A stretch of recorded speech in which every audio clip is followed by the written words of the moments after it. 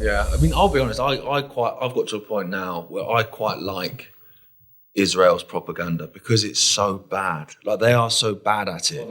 And we've been checking in every day with Tommy Robinson. Has he licked the wall yet? Has he licked the wall yet? When we're filming this as yet, he hasn't licked the wall. And I'm disappointed. I know he's licked the wall before. Do you understand where that skepticism could come from? I done the Holocaust Memorial Museum today. I understand it a lot better now. You do? After that, yeah. I understand why members of the Jewish community get so, whether it be protective, passionate, angry, upset by anti-Semitic tropes. Because things have been said before that, and I think, really? What are you talking about? Why are you getting so upset about that? But after doing the tour today, I understand a lot better from that. It is a humiliation ritual. It is a submission ritual. And obviously he's out there with the sole purpose of basically hoodwinking his followers, of which he has many, to believe that basically their perceived enemy's enemy is their friend, essentially. Yeah. But it's just so bloody stupid because... It's backfired. Well, it's backfiring because people are watching him get his little hand knocked away and cowering when he's normally the big tough guy. To stand against the forces of radicalism and extremism and fundamentalism. 80 years ago, we have lost 6 million of our people. You have 6 million of our people. Men, women, children, elders. We are a people that remembers.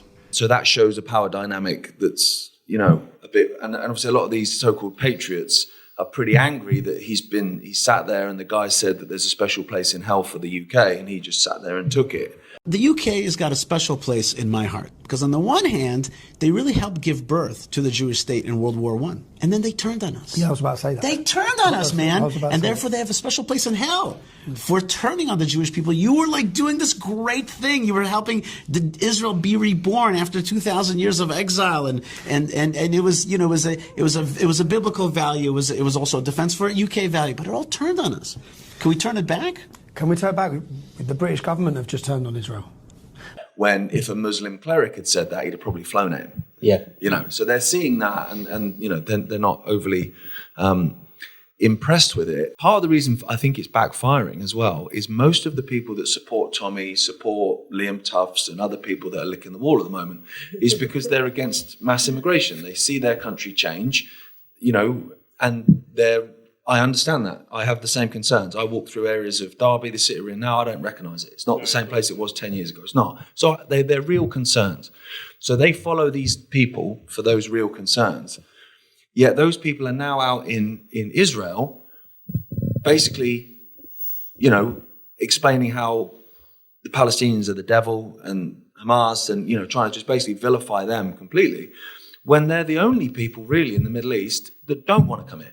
Yeah. They want to stay in their homeland. They want to stay in the homeland. Mm-hmm. So while Tommy's out there giving it a little licky, at the same time, their politicians are going on television shows in Israel and saying about we need to move the people out of Gaza and relocate them into Europe.